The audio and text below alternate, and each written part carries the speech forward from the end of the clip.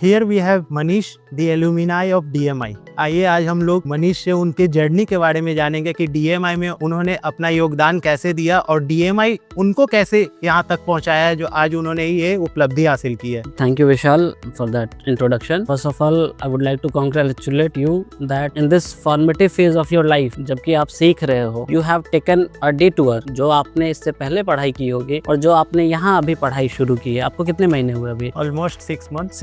6 months की पढ़ाई और आपके इससे पहले के 12-15 साल की पढ़ाई में आपको खुद वो डिफरेंस इस जगह ने फील करा दिया होगा कि ये जगह अलग क्यों है। आप DI आपका हो चुका जी। इससे पहले कभी आपके 15 साल की पढ़ाई में ऐसा हुआ था कि आपने क्लासरूम लर्निंग को जाके तुरंत फील्ड में चेक किया हो? नहीं, अभी तक तो ऐसा नहीं हुआ है। और अभी this place will push you to the limits. आपने देखा होगा कि आपने सिर्फ एक मॉड्यूल यहाँ पे जो 33% हुआ, 1/3 ऑफ योर करिकुलम।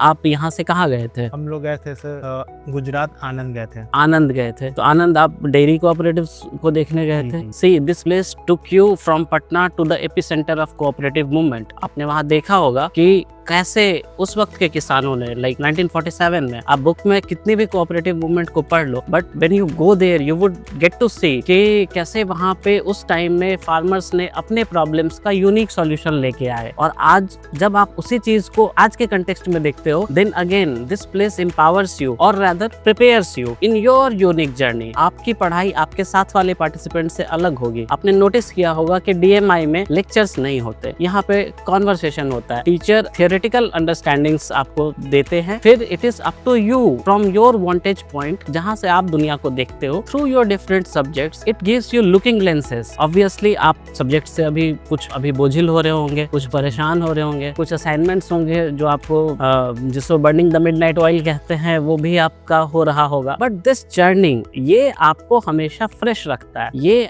जैसा मैंने कहा कि this is the formative phase of your life, है ना। तो यहाँ आप खुद नहीं समझ पाओगे कि नेक्स्ट डे आपको क्या मिलने वाला है। अगर आप यही गांधी मैदान जाओगे और जो सरस मेला लगता है यहाँ पे, उसी में कोई असाइनमेंट आपको मिलता है, यू नेवर नो कि आप किस स्टॉल पे जाओगे, आपको क्या कहानी देखने को मिलेगी, आप उसे कैसे केस स्टडी के रूप में बिल्डअप करके अपने दोस्तों के साथ शेयर करोगे या प्रेजेंटेशन दोगे। ये यूनिकनेस है DMI की जो कि इसको खास बनाती है। जब आप कुछ सीखने जाते हो, जो आप मुझसे पूछो मेरे साथ क्या हुआ, मैं राजगीर गया था, मेरा DI राजगीर में हुआ था, जीविका में हुआ था। वहाँ मैंने सेल्फ हेल्प ग्रुप के मूवमेंट को पढ़ा उस पॉइंट ऑफ टाइम पे, और आपने कोऑपरेटिव मूवमेंट को पढ़ा। So each one of us, everyone who wishes to see development from his perspective has a different understanding of the place, has a different journey. That is the uniqueness that should attract you. That is why I congratulated you for being a part of this process.